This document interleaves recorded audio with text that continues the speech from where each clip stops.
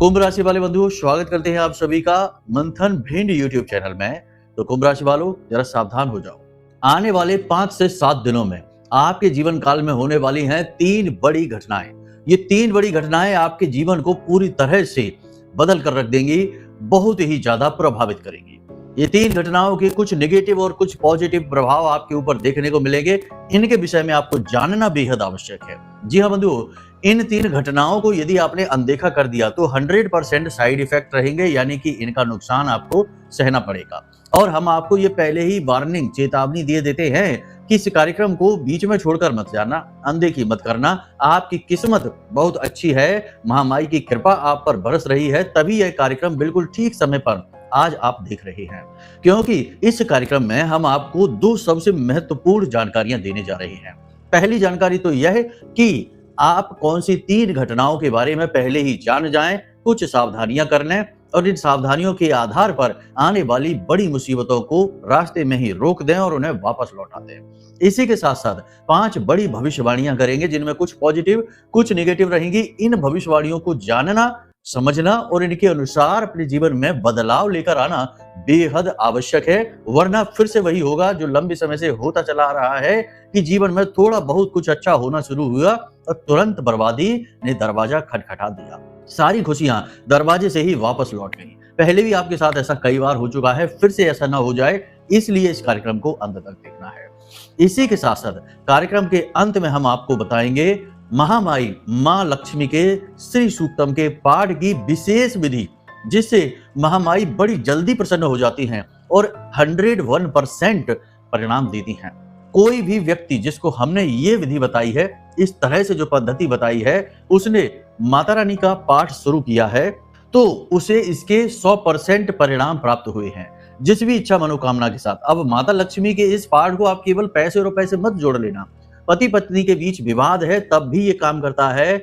यदि प्रेमियों के बीच में प्रेम संबंध जो चल रहा है वह कामयाब नहीं हो पा रहा, किसी बात से रुकावटें अड़चने आ रही हैं, तब भी ये काम करता है।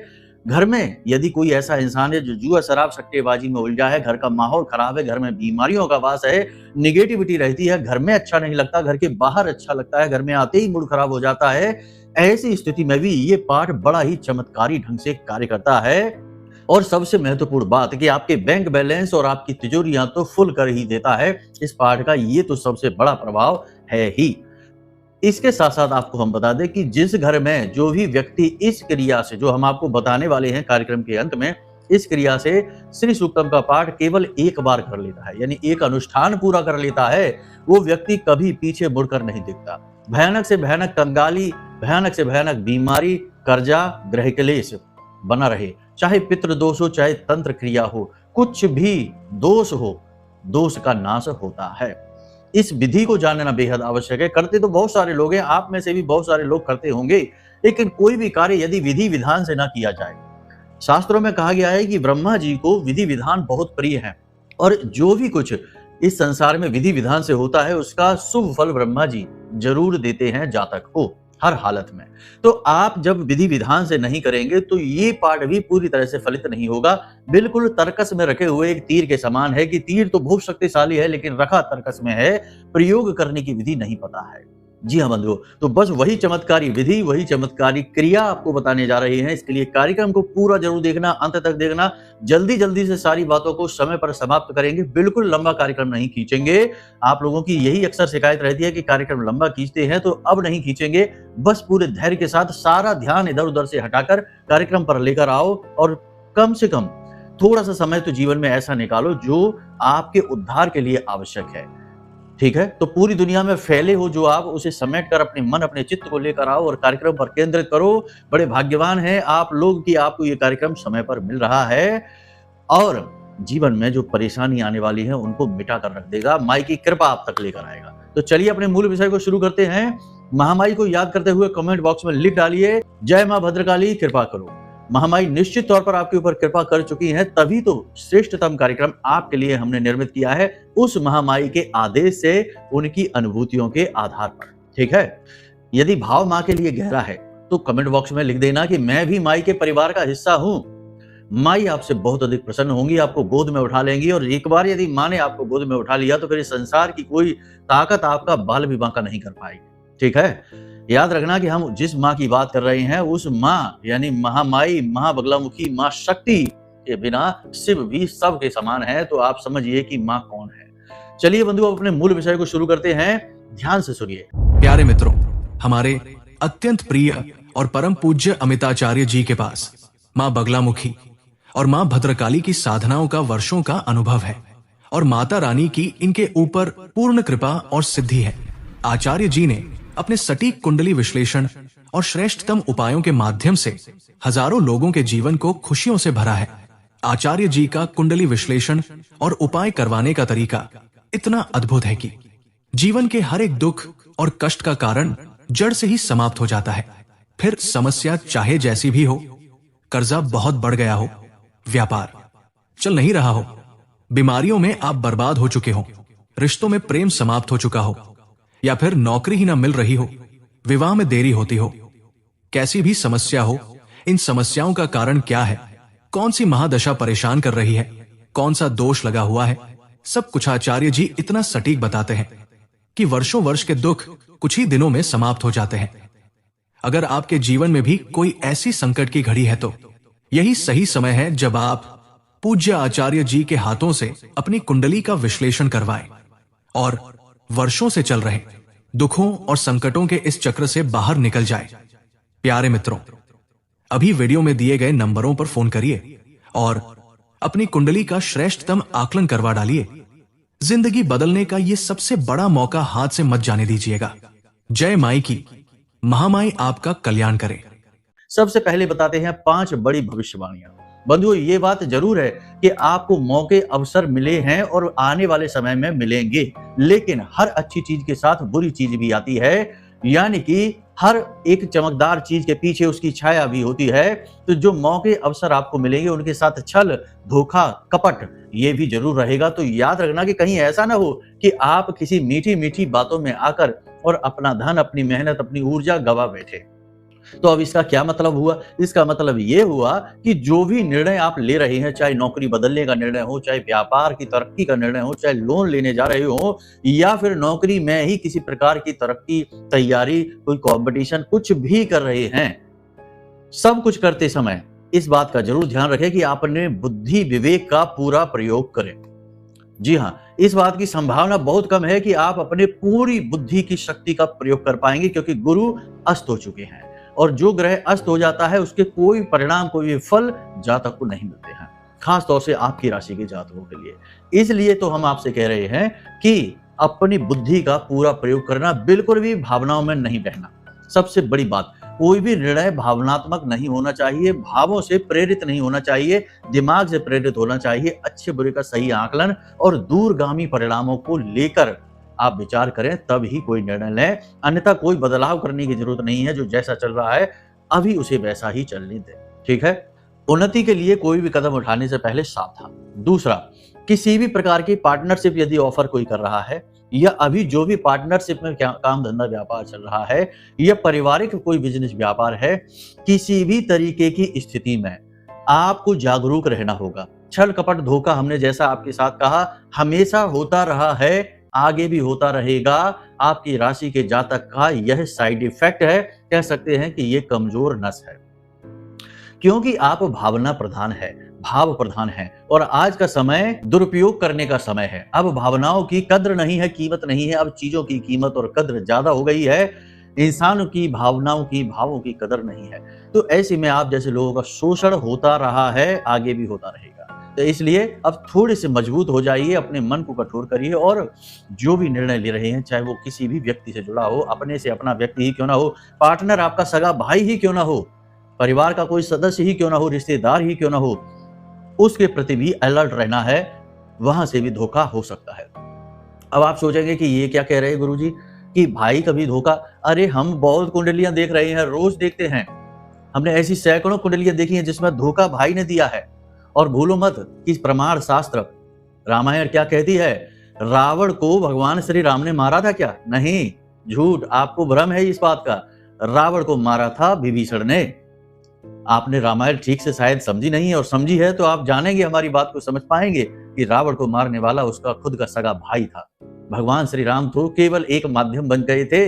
आप समझिए, देखो चीजों को आप समझेंगे नहीं, हर बात को निगेटिव लेंगे तो हमारी बात निगेटिव ही लगेगी। लेकिन बात आज के समय और काल के अनुसार हम कर रहे हैं, कोई भी आपको इस तरह नहीं समझाएगा। लोग मीठी मीठी चिकनी चुपड़ी बातें करेंगे, अपने व्यूज बटोरेंगे और निकल जाएंगे। लेकिन हम माई की सेवा में आपको कार्यक्रम समर्पित करते हैं प्रसाद की तरह।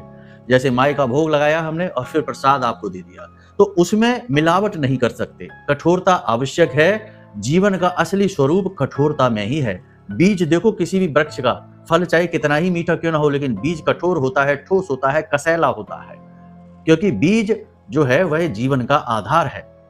तो यहां से आप समझिए, अंदाजा लगाइए। दूसरा कि जो लोग नौकरी कर रहे हैं, जॉब कर रहे हैं, उन लोगों को थोड़ा ज्यादा अलर्ट रहने की जरूरत है। आपकी कोई पुरानी गलती, कोई पुरानी खामी, या आपने कोई ऐसी गलती जिसको किसी को बताया नहीं, ऐसी कोई गलती बाहर आ सकती है, उच्च अधिकारियों से डांट लग सकती है, और आपके जो सहकर्मी हैं उनमें ही आपके विरोधी भी हैं, वे सक्रिय हो सकते हैं और आपको, आपके खिलाफ उच्च अधिकारियों के कान भर सकते हैं। तो थोड़ा सा अलर्ट रहें, सावधान रहें। अपनी गलतियों को स्वीकार करने में कोई समस्या नहीं है, स्वीकार कर लें और अगली बार ऐसी गलती को ना दोहराएं। बस यही आप आश्वासन दे सकते हैं। इससे आपका मान सम्मान बना रहेगा। यदि आप अपनी बात पर अड़ जाते हैं और विरोध करने लगते हैं तो शायद आपके मान सम्मान पर भी बात बन जाएगी। नौकरी करने वालों के लिए आने वाले 5 से 7 दिन का समय कठोरता भरे रहेंगे। बार बार काम बदलेंगे, बार बार जिम्मेदारियां बदलेंगी और काम की अधिकता की वजह से मानसिक तनाव बहुत अधिक रहेगा, जिससे थोड़ा सा स्वभाव आपका चिड़चिड़ा हो जाएगा। इसका प्रभाव आपके दाम्पत्य जीवन और आपके पारिवारिक जीवन पर भी पड़ेगा। वहां का माहौल भी थोड़ा बहुत डिस्टर्ब अवश्य होगा ही होगा। वैसे दाम्पत्य जीवन की बात चली है तो आपको बता दें कि दाम्पत्य जीवन में कोई संकट नहीं है। जीवन साथी से आपको उत्तम सलाह और सपोर्ट प्राप्त होंगे, लेकिन उनके साथ किसी प्रकार का मतभेद हो सकता है, वैचारिक मतभेद हो सकता है, थोड़ी बहुत नोक-झोंक तो हो सकती है, परंतु बाद में स्थिति बिल्कुल सामान्य हो जाएगी। वहां कोई टेंशन की बात नहीं है। अब कुछ लोग आपकी राशि के ऐसे हैं जिनकी जीवन साथी के साथ बन ही नहीं रही है, अलग अलग रह रहे हैं या तलाक तक की नौबत आ चुकी है। ऐसे लोगों के लिए हम सर्वश्रेष्ठ एक उपाय बता देते हैं। बड़ा ही छोटा सा उपाय है और बहुत जल्दी काम करता है। देखा है हमने लोगों को, बहुत जल्दी काम करता है ये उपाय। इस उपाय को ध्यान से समझिए। गुप्त उपाय है, कोई इसके बारे में आपको बताएगा नहीं। तो आप यदि चाहते हैं कि आपके जीवन साथी के साथ आपका प्रेम संबंध फिर से बहुत मीठा हो जाए, बहुत अच्छा हो जाए, सर्वोत्तम हो जाए, तो इसके लिए आपको क्या करना है, एक छोटा सा काम करें। कांच की एक शीशी लें, कांच की शीशी में शहद भरें और एक भोजपत्र का कागज लें। भोजपत्र के कागज में अपने जीवन साथी का, अपने प्रेमी का नाम लिखें 7 बार, ठीक है। 7 बार उसका नाम लिखें। अनार की कलम से, अष्टगंध की स्याही से उसका नाम लिखें, ठीक है। और 11 बार लिखें क्लीम, ठीक है। क्लीम मंत्र जरूर लिखें। ऐसा कर सकते हैं कि एक तरफ कागज में 7 बार अपने जीवन साथी का, अपने प्रेमी का नाम लिखा और दूसरी तरफ उस कागज में आप क्लीम मंत्र लिखें। क्लीम प्रेम का मंत्र है, कामदेव का मंत्र है, आकर्षण मंत्र है, भगवान श्री कृष्ण और माता काली का भी प्रतीक है। तो आप क्लीम मंत्र लिखें। उसके बाद उस कागज को शहद में डुबा दें, यानी उसी कांच की शीशी में शहद में डुबा दें और ढक्कन लगा दें।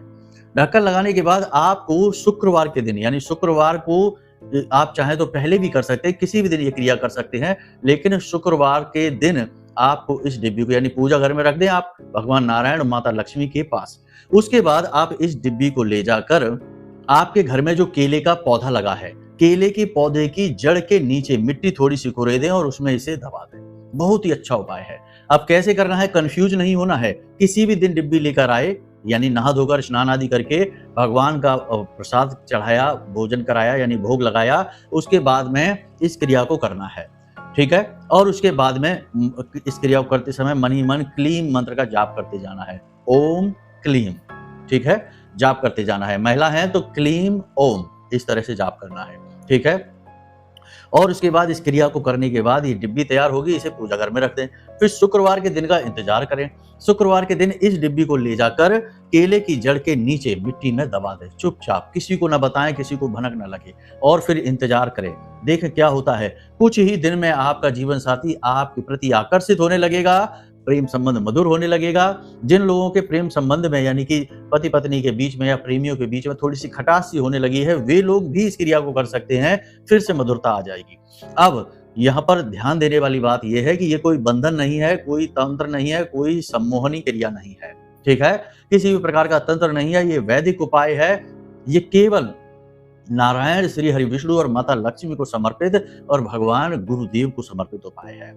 गुरु जो है ना वो नारायण के ही प्रतीक माने जाते हैं और भगवान नारायण और माता लक्ष्मी जो है वो प्रेम का प्रतीक मानी जाती हैं। तो इनकी कृपा प्राप्त करने का ये एक तरीका है और इनकी कृपा प्राप्त करने से जीवन में सुख शांति तो आती ही है, प्रेम संबंध मधुर होते ही हैं। तो आपको ये उपाय करने में बिल्कुल डरने की जरूरत नहीं है। कोई भी ये तांत्रिक उपाय नहीं है, बड़ा ही सात्विक और पवित्र उपाय है, वैदिक उपाय है। ठीक है, बड़ी जल्दी इसके परिणाम मिलते हैं। 2 से 4 दिन में ही आपको फोन आ जाएगा आपके जीवन साथी का और बड़ा ही मधुर संबंध बनने लगेगा, एक दूसरे के प्रति आप आकर्षित होने लगेंगे। इस उपाय को आप करके देखिए, उसके बाद फिर बताना कि परिणाम आपको कैसे मिले हैं। ठीक है, तो चलिए बंधु, यहाँ तक आपने समझ लिया। अब कुछ बातें और जरूरी हैं जो वो जानना आवश्यक है। 3 बड़ी घटनाएं जो हमने आपको शुरुआत में बताई थी वो बता देते हैं। तो सबसे पहली घटना तो ये होगी बंधुओं कि एक कोई बड़ा निर्णय आपका, जैसे किसी भी काम से लिया हुआ हो, खास तौर से व्यापारिक निर्णय होगा, वो गलत साबित हो सकता है। कहने का मतलब यह है कि गुरु जो है वो इस समय अस्त चल रहे हैं और ज्ञान के अभाव, या यूं कहें कि देखो ज्ञान का अभाव नहीं है आपके पास, ज्ञान खूब है लेकिन निर्णय लेने की क्षमता प्रभावित हो जाती है। देखो मंगल जो है वो अग्नि तत्व की राशि यानी सिंह राशि में ही गोचर कर रहे हैं, सूर्य देवता की राशि है, तो यहाँ पर मंगल का बल बढ़ जाता है बहुत अधिक। इसी के साथ राहु जो है वो कुंभ राशि यानी शनिदेव की राशि में गोचर कर रहे हैं, तो यहाँ पर निगेटिविटी बढ़ जाती है बहुत। ऐसे में गुरु की शक्ति मिलना बहुत अधिक आवश्यक है, लेकिन गुरु अस्त हो जाते हैं, तो अब ऐसे में निर्णय गलत होने का खतरा हमेशा मंडराता रहता है। तो कोई भी बड़ा निर्णय लेने से पहले बहुत सावधान रहें, क्योंकि आपका निर्णय गलत साबित हो सकता है। कैसे गलत होगा? प्रॉपर्टी वगैरह खरीदने जा रहे हैं, सोच रहे हैं कि बहुत लाभ मिलेगा, रीसेल कर देंगे या किराए पर चढ़ा देंगे, लेकिन शायद ऐसा ना हो, एकदम उल्टा परिणाम निकले। दूसरा ये कि प्रॉपर्टी को लेकर कोई धोखेबाजी हो सकती है, कोई वाहन आदि खरीदने जा रहे हैं तो वहां पर भी आपको नुकसान हो सकता है। किसी प्रकार का डॉक्यूमेंट साइन करने जा रहे हैं, बिजनेस के लिए लोन लेने जा रहे हैं, लेकिन लोन का उपयोग ही नहीं कर पाएंगे, बिजनेस ठीक से नहीं चला पाएंगे। कुछ ना कुछ करके कोई पार्टनरशिप का ऑफर मिल रहा है, एक्सेप्ट कर लिए। कोई भी निर्णय लेने से पहले 2 काम जरूर करें, या फिर हम तो कहेंगे 3 काम जरूर करें। पहला काम कि निर्णय के विषय में भगवान को, अपने आराध्य को सूचित अवश्य करें, उनसे सलाह लें, क्योंकि उनको गुरु बना लें आप अपना। ठीक है, इस संसार में सर्वश्रेष्ठ गुरु भगवान है, उनसे बढ़कर, उनसे अच्छा गुरु कोई हो ही नहीं सकता। तो जो भी निर्णय आपको लेना है अपने जीवन का, मंदिर जाइए, मंदिर में जाकर भगवान के सामने, विग्रह के सामने बैठ जाइए और मन ही मन उन्हें बताइए कि हे प्रभु, चाहे हनुमान जी हो, चाहे शंकर जी हो, चाहे दुर्गे माँ हो, उनसे कहिए कि हे प्रभु, हम ये बिजनेस की डील करने जा रहे हैं, हम नया व्यापार शुरू करने जा रहे हैं, नई नौकरी शुरू करने जा रहे हैं, नौकरी में परिवर्तन शुरू करने, कुछ भी जो बड़ा निर्णय आप लेने चाहते हैं, ये काम करने जा रहे हैं, ये कैसा रहेगा, अच्छा रहेगा, बुरा रहेगा, आप हमारा मार्गदर्शन करिए। इस विषय में हम पूरी तरह से असहाय हैं और कोई हमारी मदद नहीं कर सकता सिवाय आपके। उनकी शरण में जाइए और उनसे मदद मांगिए। 100% आपको सद्बुद्धि आएगी, आपका निर्णय लेने की क्षमता बढ़ जाएगी और कोई ना कोई एक व्यक्ति आपके जीवन में ऐसा आ जाएगा जो आपकी मदद करेगा, आपको सही एडवाइस और गाइड करेगा। ठीक है, याद रखना, जो भगवान के भरोसे हो जाते हैं ना, भगवान उनका हाथ कभी नहीं छोड़ते। श्रीमद् भागवतम में देखेंगे यदि हम, तो एक बहुत छोटा सा प्रकरण मिलता है, इससे आप ये सीख सकते हैं कि छोटा सा बालक ध्रुव भगवान की, अपनी माँ की बात सुनकर भगवान की तलाश में जंगल में भाग जाता है। 5 वर्ष उम्र है उसकी। 5 वर्ष का बालक भला क्या जानेगा दुनियादारी, भगवान को मिलना तो बड़ी दूर की बात हो गई, वो तो लोगों से भी मिलना नहीं जानेगा, समझ बहुत छोटी। लेकिन उस छोटे से बालक ने जब जंगल में जाकर पुकार लगाई कि भगवान तुम कहाँ हो, हम तुमसे मिलना चाहते हैं, तो भगवान ने उसकी भी पुकार को अनसुना नहीं किया, उसकी मदद के लिए नारद जी को भेज दिया। नारद जी ने उस बालक को गाइड किया, समझाया, पूजा पद्धति बताई और भगवान को प्रसन्न करने का मार्ग बताया। तो आप समझिए कि अगर आप भगवान के भरोसे हो जाते हैं तो आपको फिर किसी का भरोसा करने की जरूरत नहीं, किसी के सहारे होने की जरूरत नहीं है। सबसे बड़ा सहारा वही है। ठीक है, तो ये पहला काम। दूसरा काम, अपने माता पिता या जो आपके सबसे नजदीक हैं, सबसे बड़े शुभ चिंतक हैं, जीवन साथी हो सकता है, मित्र कोई हो सकता है, माता पिता से बड़ा तो कोई सहायक होता ही नहीं है, सलाहकार नहीं होता है, तो इनके साथ में जरूर चर्चा करें। तीसरा काम, एकांत में बैठकर मनन अवश्य करें, मंथन, आत्म मंथन अवश्य करें, यानी निष्पक्ष होकर मंथन करें, ना तो उसकी अच्छाई देखें ना ही उसकी बुराई देखें, निर्णय की स्पष्ट तौर पर दर्शन करें कि यदि ये हम जीवन में करते हैं तो इससे हमारे जीवन में कौन सी घटनाएं शुरू होंगी और उन घटनाओं के क्या परिणाम होंगे हमारे जीवन में। जब सारी चीजें आप सही तरीके से मिला लेंगे तो वो होगा एक श्रेष्ठ निर्णय जो जीवन को बदल कर रख देगा। जी हाँ बंधुओं, छोटी बात नहीं है, बहुत बड़े सूत्र आपको हम दे रहे हैं। समझ नहीं पाते लोग बस, और भूल करते रहते हैं, गलतियां करते रहते हैं, परिणाम भुगतते रहते हैं। तो ये एक घटना है, इसे ध्यान से समझ लिया आपने। दूसरी घटना जो है वो भी इसी से जुड़ी हुई है, क्योंकि आपकी कोई योजना विफल होगी, कोई काम आपका बनते बनते बिगड़ जाएगा, अंत समय में जाके काम में रुकावट आ जाएगी, और इसी के साथ साथ आपका अपना ही कोई ऐसा व्यक्ति कोई ऐसा कार्य कर देगा जो आपके दिल को दुखाएगा, आपके साथ छल करेगा। तो थोड़ा सा अलर्ट रहने की जरूरत है। हर एक पर भरोसा न कर लेना, भरोसा अपने आप पर रखो, अपने भगवान पर और अपने माँ बाप पर भरोसा करो, और किसी पर भरोसा करने की आवश्यकता है ही नहीं। इस दुनिया में कोई ऐसा है ही नहीं जो सीधे सीधे किसी को लाभ देना चाहता हो। पहले अपने लाभ के विषय में सोचेगा, फिर आपके लाभ के विषय में सोचेगा। ये दुनिया का चलन है, इसलिए सलाह भी बड़ी सोच समझ कर लेना, साथ भी बड़ी सोच समझ कर ही पकड़ना, ठीक है। इसी के साथ साथ तीसरा, आपके ऊपर घात हो सकता है, सोच समझ कर रहना है। किसी के साथ एकांत में नहीं जाना है, सुनसान जगहों पर नहीं जाना है, अकेले नहीं जाना है, अपने ऊपर विश्वास रखना है। याद रखना कि आपके जितने मित्र आपको अपने आसपास दिखाई देते हैं उनसे कहीं अधिक शत्रु हैं, और शत्रु आपके बाहर से नहीं है, आपके अपनों में ही हैं।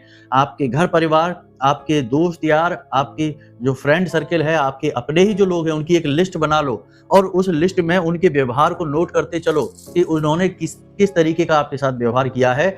जवाब आपके सामने खुद ही आ जाएगा। बहुत सारे लोगों के व्यवहार बड़े संदिग्ध हैं, बड़े अटपटे से हैं, और बहुत सारे लोग स्पष्ट तौर पर ही आपके विरोध में हैं। तो आपको समझ में आ जाएगा कि जिन्हें आप अपना समझने की भूल कर रहे हैं, उन्हीं में आपके बहुत सारे घोर शत्रु भी बैठे हैं। संभल कर रहने की आवश्यकता है। घात हो सकता है, धोखा हो सकता है।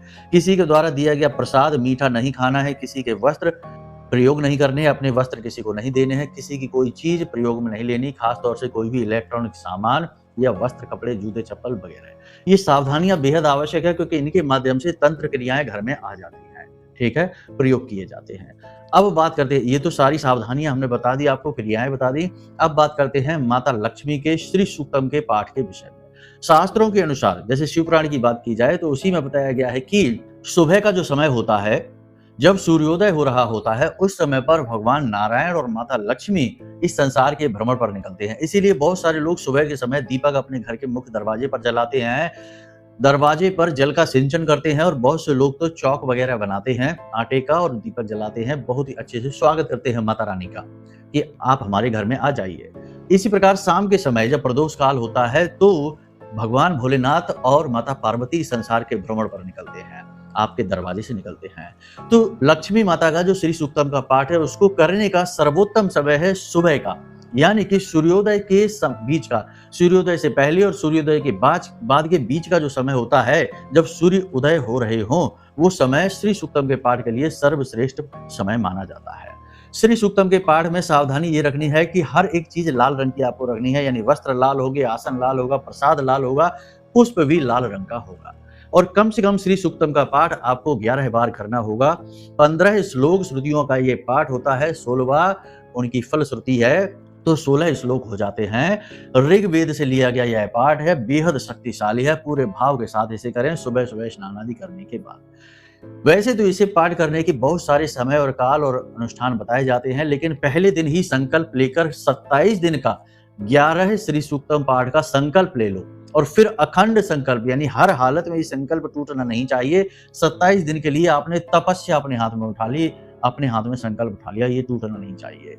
27 दिन का ये संकल्प आप पूरा करिए। 27 दिन के संकल्प पूरे होने से पहले, 27 दिन तो बहुत दूर की बात हो गई, 2-4-5 दिन में ही, यदि आपका संकल्प कठोर है, मनोबल आपका ऊंचा है, तो 2-4-5 दिन में ही परिवर्तित होती चीजें आपकी आंखों के सामने आपको दिखाई देगी। लोगों के व्यवहार बदलने लगेंगे, काम धंधे व्यापार बदलने लगेंगे, धन का आगमन बदलने लगेगा, घर का वातावरण और यहाँ तक कि आपकी बुद्धि विवेक तक परिवर्तित होने लगेगी। आपके सोचने का ढंग, खाने पीने के तरीके और वस्त्र आदि पहनने के तरीके भी परिवर्तित होते आपको महसूस होने लगेंगे। जी हाँ, बहुत ही शक्तिशाली यह पाठ है। इसे इसी प्रकार से किया जाता है। कुछ जरूरी सावधानियां हैं कि किसी महिला का अपमान नहीं करेंगे, झूठ बिना मतलब में नहीं बोलेंगे, मांसाहार, जुआ, शराब, सट्टेबाजी से दूर रहेंगे, और तीखा मसालेदार भोजन नहीं करेंगे, साधारण भोजन करेंगे। ये विधि इसी प्रकार से की जाती है। 27 दिन का संकल्प लेकर इस विधि को करें। संकल्प से बहुत कुछ हो जाता है, बिना संकल्प कुछ नहीं होता। पहले दिन ही संकल्प लेना है, फिर प्रतिदिन संकल्प नहीं लेना है, एक दिन का ही संकल्प होता है। इस प्रकार से आप इसका पाठ करिए और पाठ करने के बाद जो श्री यंत्र आप लाएंगे, क्योंकि श्री सुक्तम के पाठ में श्री यंत्र तो होना ही चाहिए माता लक्ष्मी का। श्री यंत्र जो आप लेकर आएंगे, उस यंत्र का अभिषेक आप गन्ने के रस से या फिर गुड़ मिले हुए जल से, शुद्ध जल जिसमें थोड़ा सा गुड़ मिला हुआ है, उस जल से या फिर शहद मिले हुए जल से आप करेंगे। ठीक है, यदि आपने गन्ने के रस से या मीठे किसी भी प्रकार के जल से आपने अभिषेक कर दिया श्री यंत्र का, आपका यह पाठ पूर्ण हो जाता है और इसका बड़ा ही अद्भुत चमत्कारी फल परिणाम आपको प्राप्त होता है। आप खुद भी आश्चर्य में पड़ जाएंगे। ठीक है, उम्मीद करते हैं सारी बातें आपको समझ में आ चुकी हैं। इन बातों को बड़ी सावधानी से जीवन में प्रयोग करिए, फूंक फूंक कर कदम रखिए। समय और काल कठिन अवश्य है, लेकिन उन्नति का समय भी इसी बीच है। प्रकाश के साथ अंधकार भी चलता है, तो कभी जीवन में ऐसा नहीं आएगा जब सब कुछ बिल्कुल अनुकूल हो जाए, सर्वश्रेष्ठ समय हो जाए। नहीं, कठिनाइयां हमेशा रहेंगी, परेशानियां हमेशा रहेंगी। पॉजिटिव और नेगेटिव एक साथ चलेंगे, तभी जीवन का रूप ढांचा बनता है। ठीक है, आपको चतुराई के साथ अच्छी चीजें उठानी है, बुरी चीजों को छोड़ना है। यही बुद्धिमान इंसान की पहचान होती है।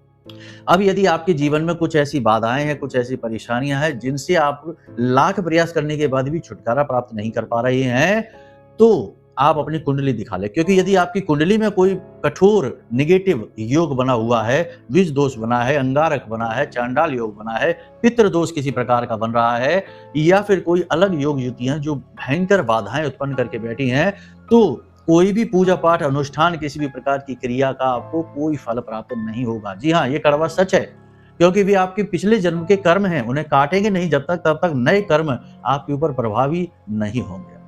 तो इसके लिए कुंडली दिखवा लें, यही सर्वश्रेष्ठ समाधान है। वीडियो में नंबर हमने दे रखे हैं, इन नंबरों पर फोन करिए, अपनी कुंडली का विश्लेषण हमसे करा लीजिए। हम आपको कुंडली की बाधाएं बता देंगे और श्रेष्ठतम उपाय आपको दे देंगे, जिनसे कुछ ही दिनों में आपको परिणाम दिखाई देने शुरू हो जाएंगे। ठीक है, तो चलिए बंधु, आज के इस कार्यक्रम को यहीं विराम देते हैं। हमेशा हंसते रहिए, मुस्कुराते रहिए, सकारात्मक रहिए, महामाई पर अपनी आस्था और विश्वास बनाकर रखिए, क्योंकि वहां से ही आपका उद्धार होना है। प्रेम से बोलिए जय माई की। हमारे प्रिय और परम पूज्य आचार्य जी ने अपनी साधनाओं के अनुभवों पर आधारित शक्तिशाली उपाय और क्रियाओं के माध्यम से हजारों लोगों के जीवन को पूरी तरह से बदला है। आचार्य जी के द्वारा बताया गया हर एक उपाय इतना सटीक और कारगर होता है कि जो भी इसे पूरे भाव के साथ कर लेता है, उसे साक्षात महामाई की कृपा और आशीर्वाद प्राप्त हो जाती है। इसलिए निसंकोच इन उपायों को पूरे भाव के साथ करिए, आपका कल्याण होगा। जय माई की।